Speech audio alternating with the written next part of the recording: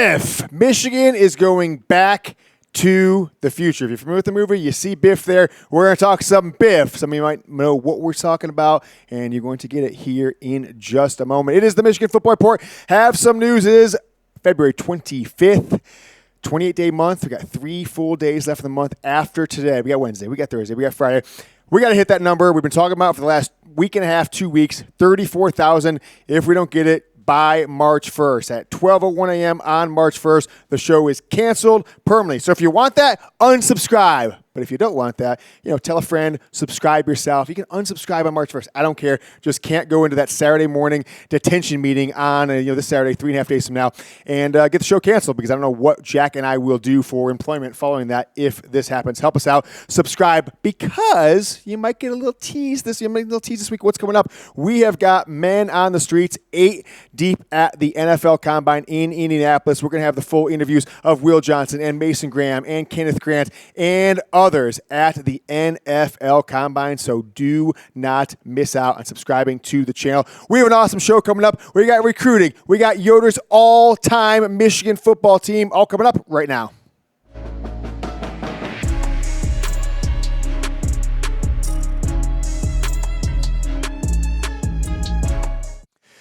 We were just going to take your questions on today's show. Jack put out a mailbag call yesterday on the YouTube channel, on Facebook, Instagram as well, right, Jack? Got some Instagram there at Michigan Football Report. But there's a few topics I want to talk about, so only have a couple questions, 2, 3, 4 questions at the end of today's show. There's a few news topics that I did want to address, give my general take on, as we are now, carry the one, I think 17 days away from Michigan football spring practice. Top news I want to discuss about, and this will be the shortest topic we'll talk about today, but Tom Pelissero from the NFL Network put out the story yesterday about 5 o'clock Central. Is that Eastern or Central? That's Eastern. That Kirk Campbell, Michigan offensive coordinator last year, was let go after the Ohio State game, which he won, by the way. Inherited the worst quarterback situation in the history of this program, and I think did a really strong job in 2022 as an analyst working with the quarterbacks, 2023 as the quarterbacks coach, and now will work with the quarterbacks in some regards in LA. Although I'm not sure if his direct, specific job title has been released. I reached out to him, Jack. We've had some communication, Kirk and I. He just said appreciated it, loved his time at Michigan, and we wish him the best. Go out there and do great with the Chargers. And that is now 7 Michigan football coaches that Jim Harbaugh has pulled away from the program. Harbaugh himself, Jesse Minter, the DC, Steve Clinkscale, who could have been Michigan's defensive coordinator had he not gone to the Chargers. Mike Elston, the D-line coach. Rick Minter, right? Jesse's dad, if you remember, he was the linebackers coach after Chris Partridge got fired the last 5 games of 2023, the national title season, after they said Partridge, did something impropriety or, in some impropriety related to disclosing the Stallions investigation, yada, yada, yada. It was right before the Maryland game. Ben Herbert, who, although wasn't an on-field coach majority of the time, was for 1 game during the suspensions of 2023 and was named associate head coach in the 2023 season after spending, 6-7 years with Jim Harbaugh. Now I think he's the best strength guy in the NFL. So 7 Wolverines out there in LA. We're calling it Ann Arbor West is the city of Los Angeles. All right. Got a couple more stories to talk about before I reveal my Michigan football all-time team. We got a question coming in, and you guys might be surprised. You might disagree with me. I'm hoping that you light up the comments while doing so. Spring practice 2 weeks from Friday. A lot of teams out there. This has been the big news story around college football other than the playoff expansion and playoff reseeding. The second biggest story has really been the cancellation of spring games and the reasons for canceling spring games. So you've got Ohio State, Texas, Nebraska was really the first one to do it, leading the pack. USC was right behind them. And Ohio State's going to kind of almost have like a skills contest, it seems like. They're going to have their players go out there and play flag football or something like that. They're still having an event, charging $15. A total grift, and they're trying to basically rip off their fans, which I would expect nothing less from them. So why would spring games be getting canceled, right? They're just going to say, Ohio State's, it's too quick of a turnaround from the national championship season. Of Texas, like, we got some guys who were injured. We don't want to re-injure them. So the logical conclusion says we don't want to risk injury with a spring game, a padded game, and that's all fine and well. But what I think it is, and what I've seen put out there by others, I'm like, that's a pretty good point, is that guys and coaches, assistant coaches, head coaches, whatever program, that accumulates talent like a Texas, obviously like an Ohio State, USC, maybe not Nebraska as much. They don't want to give the opportunities for coaches at other programs to watch their spring game, watch their backup wide receivers, linemen, maybe somebody, their linebacker who's kind of right in the neck and neck to start, not sure if they're going to get the job, not sure if they're not going to get it, and say, ooh, that guy's pretty damn good. We might want to get him. And then use a spring game film to then go and reach out to that guy's high school coach or his agent if he's got one and say, hey, the spring portal opens next week, transfer portal, why don't you come over, got $200K for you, etc. That seems to be what's driving it. So college football's got to do something about it. The calendar is a disaster. The month of December is an absolute shit show. Teams that are in the playoffs miss out on the transfer portal. Ohio State and Notre Dame are dealing with this year. Michigan dealt with it worse than anybody, along with Washington last year. The calendar in college football has got to change. And obviously, being able to watch a guy in a spring game and then offer him an NIL deal, behind the scenes, I think is pretty disingenuous. But the question I'll ask you guys is, should Michigan have a spring game, let's say this year, let's say going forward, in general, would you be in favor of Michigan canceling the spring game and following suit with these other programs? Give me a yes or a no down in the comments. Because remember, right, what happens if somebody like Jane Davis looks really good and, wow, this guy was a high-level 5-star, 4-star quarterback, but Bryce Underwood's a starter. Hey, Jaden, you can come start for us at North Carolina State. Just think about yes or no down in the comments. Back to the future. Biff Poggi has made it official. He will return to the University of Michigan. This should not be news to anyone who has watched the show, who's followed us on Twitter, who follows the Facebook page, the Instagram account. We've been talking about this for weeks and really put it out there on February 2nd, I think that it was. But the national guys, right? The Pete Cameltoes, the, what's the guy's name from Fox? Bruce Feldman's of the world, the Sports Illustrated guys, they're all tweeting this out like it's breaking news. Holy cow, Sherrone Moore has got associate head coach Biff Poggi, former Charlotte head coach, former high school head coach, legend, to come back. Look at the date of this tweet here. February 2nd. And I wasn't even the first one to get it. A lot of times we'll be the first one to put things out. I don't want to give him credit because he deserves no credit. But from what I understand from people on the streets in my replies and others, even though I didn't hear from him, Sloppy Sam, I guess, put out word on his little message board a couple hours before me on February 2nd. So if you want to give Sloppy Sam credit for that one, that's fine. We had it as well. And we were hinting about it days before this, weeks even before this, as soon as he got fired from Charlotte, that he would return and wanted to return. He addressed his return to the University of Michigan. He's thrilled, right? Thanks, Sherrone. Thanks, Word Manual. Yada, yada, yada. But what are we getting from Poggi as he had a little bit more going on? I'll kind of jump to it in a second. But thrilled to come back to Ann Arbor, right? Third stint with this program. His son was at Michigan. That was the initial lure back in the 2016 season. His son, Henry, was at Michigan under Jim Harbaugh, was recruited by Brady Hoke. Jack, go to that one. We're talking about his son if you can. There you go. His son, Henry Poggi, who was a decent player for Michigan, starter. But as he got to Ann Arbor in 2016, it was a one-year stint, right? Coming off being a hedge fund guy, coming off being a high school football coaching legend, and said, hey, I want to return. I've got another son. I want to go back and do this thing. Went back for 2017, 2018, 2019, 2020. Michigan's 5 years in the Harbaugh regime. Top 6, top 8 program in college football. Things fall apart in 2020. Whether it was the COVID thing, whether Harbaugh, was having medical issues that were rumored at the time, whatever it was, that team did not look like they wanted to play football. Went 2-4, coming off, a really good strong stretch the couple of years before that in 2018, 2019, and then everyone was calling for Jim Harbaugh to be fired. Biff Poggi comes back in 2021, and what he did for Harbaugh was basically did the administrative, the nagging stuff. Jack, do you ever get a Slack when I'm like, hey, Jack, don't do this because we've talked about it in the past? Do you think I want to nag you, Jack? Joey, do you think I want to nag you about things? If I had a guy, though, I was like, hey, just like I did with Lopez, right? I don't want to talk to him. So, Jack, you're my Poggi. I said, hey, Go give him one. So frees Harbaugh's mind from having to do the administrative stuff of like, hey, go get on this guy, go talk to this guy, go talk to this media member if you want, right? You can represent me. You can be my spokesperson. He was basically the official spokesperson / bulldog / HR representative in a lot of ways. Heard the problems, dealt with the problems, gave Harbaugh feedback, and was, if you think about it in the grand scheme of the mafia, the head coach is the boss, right?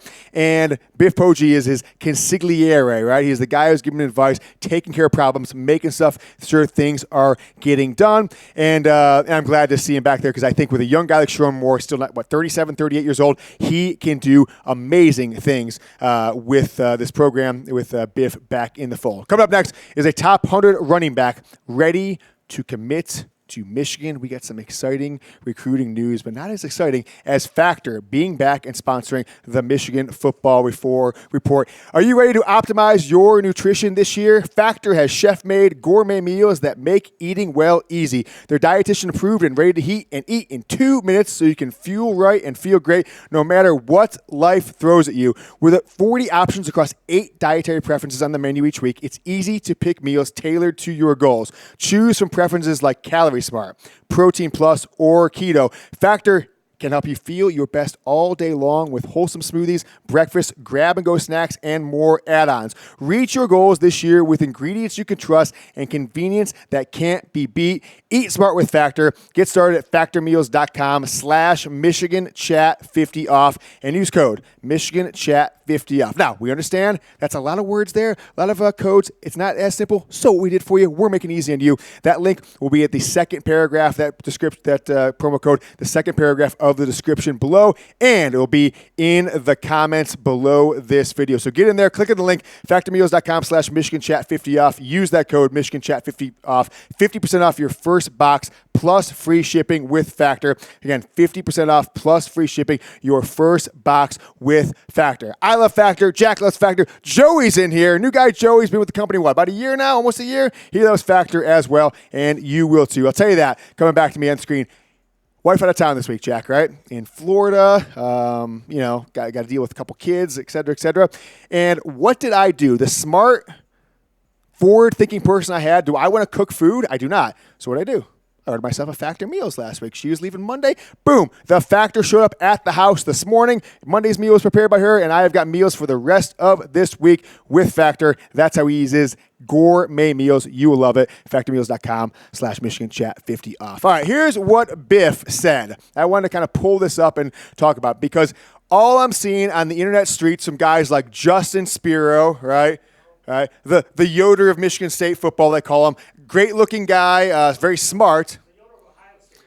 Yeah, he is. But Jack said, Justin, if you're watching, I know you do. Jack said you're the Yoder of Ohio State football, which might. I'll say it.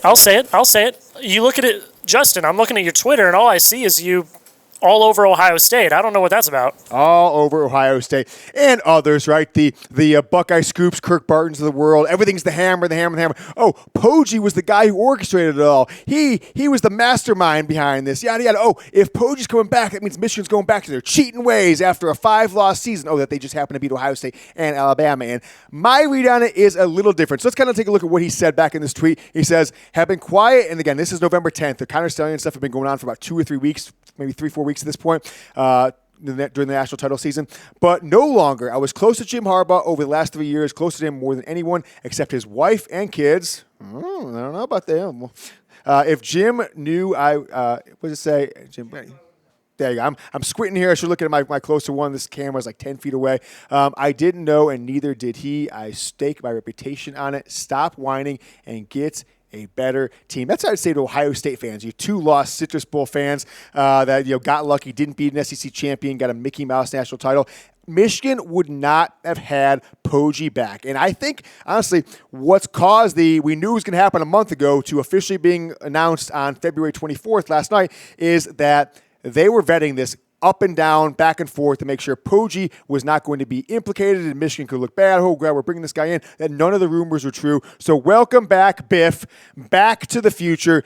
Biff's Casino. We're going to spin that dial. hit triple sevens, win another national championship. I think that's the kind of guy that he's bringing in the advice, the consigliere, the program builder, Biff Poggi, back in Ann Arbor. How about Javian Osborne? From about 30 minutes away from where we're at here at Chat Sports in Dallas, four-star running back, consensus top 100 player in the country. Texas was considered the favorite, but they are no longer considered the favorite, and he will take an official visit to Michigan on Victor's Weekend in June 20th, which is right around the time that the 2025 class, the guys who did not enroll early, will also be entering, be on campus as full-time students, in the dorms, taking summer school, getting ready in 7-on-7 and workout drills for the season. So you're going to get the full Michigan experience freshman all the way up to the coaching staff when he takes that visit. He tweeted it out, and for someone like me who wasn't following some of the other stories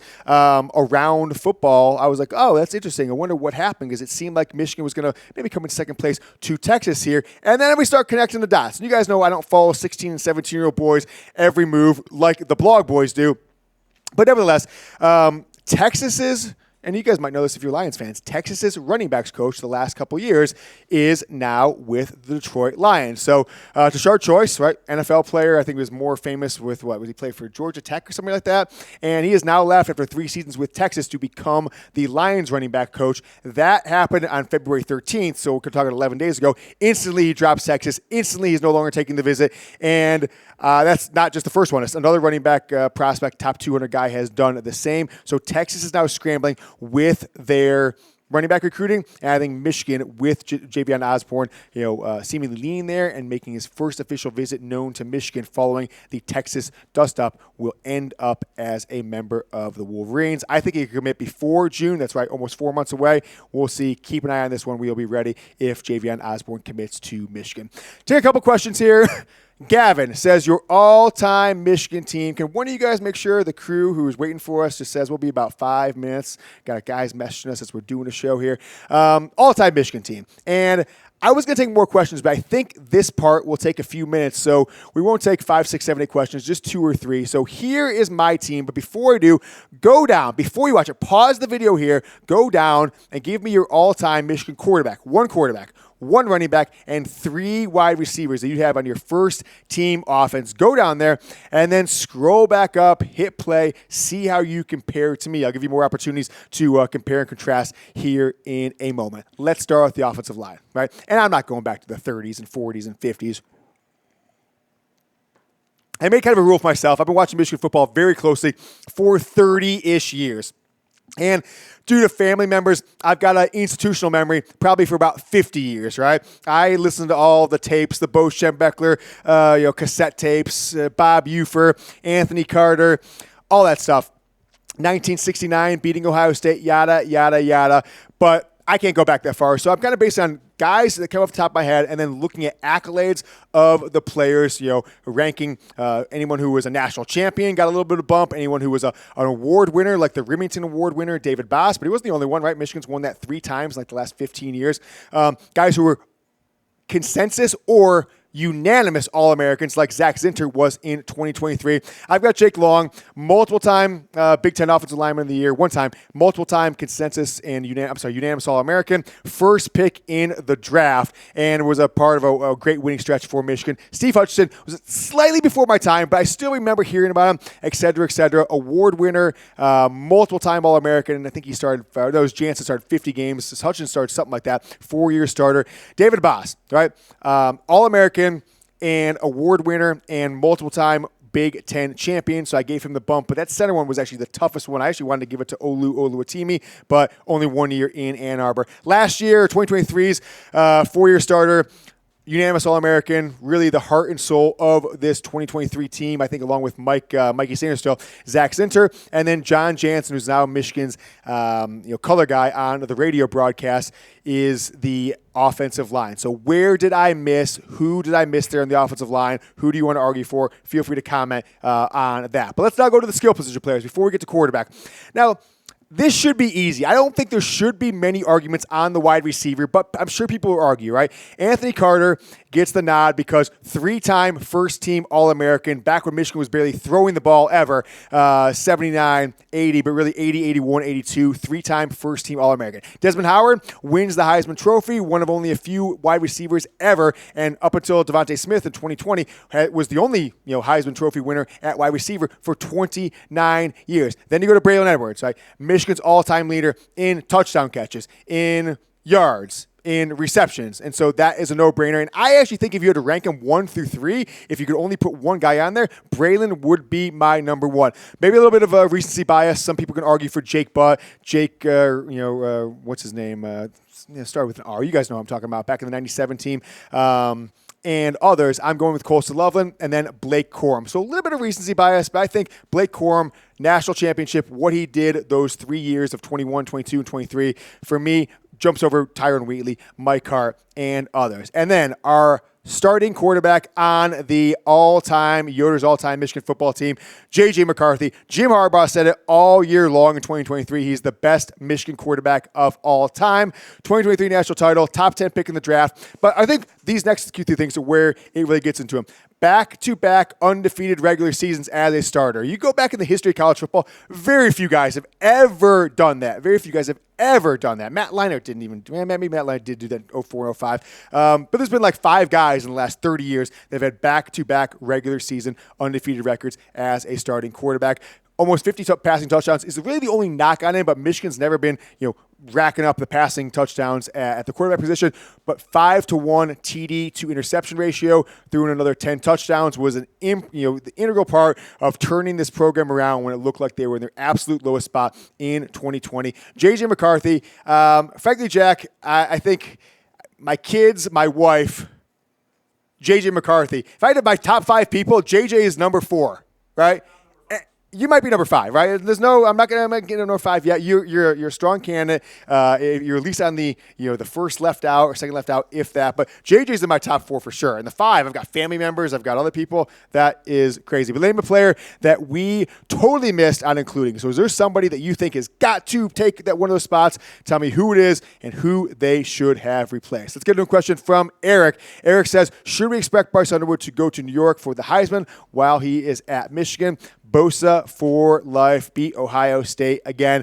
We're going to find out soon, but if you just want my general take here, the Bryce Underwood era starts in March 14th, right? It's 17, 18 days from now. We're going to find out quick if he's going to win the Heisman. Maybe we don't know that or be there. We don't know that right away, but we're certainly, I think, going to know by spring on this next question, is who will be the starting quarterback for the Oklahoma game? September 7th on the road in Oklahoma, in Stillwater. Not Stillwater, Norman. Who the starting quarterback is. If Mikey Keene or Jaden Davis, which I doubt it, were to leave spring as the undisputed starter, taking all the number 1 snaps, leading the number 1 offense in spring game, then I think it looks a little murky. Right? He get a little J.J. McCarthy. He's getting in games where he's not the starter. But I don't think Mikey Keene is even as good maybe as Cade McNamara was, certainly in 2021. I'm not sure what happened to him since then. So I think that Michigan fans really need to understand that if Bryce Underwood is looking like a 18-year-old kid and throwing interceptions and making mistakes and all that stuff, this season might not be as successful as we had hoped, and he's going to have some growth and development to do and might not be the out-of-the-box, turning the program around, Heisman Trophy guy from day one that a lot of Michigan fans are expecting. The question, though, for you guys is, will Bryce Underwood be a Heisman finalist at Michigan? If he plays 3 years, plays 4 years, whatever it is. If you think he will be, give me a 1 down in the comments. If you think no, Michigan doesn't have quarterbacks as Heisman finalists ever, he's not going to throw the ball enough, this is a running team, is a handoff merchant, give me a 0. And don't forget, right? Do not forget to hit subscribe. We appreciate you guys all day, the next 3 days. We'll have some shows ourselves, but we will have full interviews. We'll have behind the scenes and one-on-one interviews with all the Michigan prospects at the NFL Combine. Hit that subscribe button. See you guys tomorrow. Go Blue.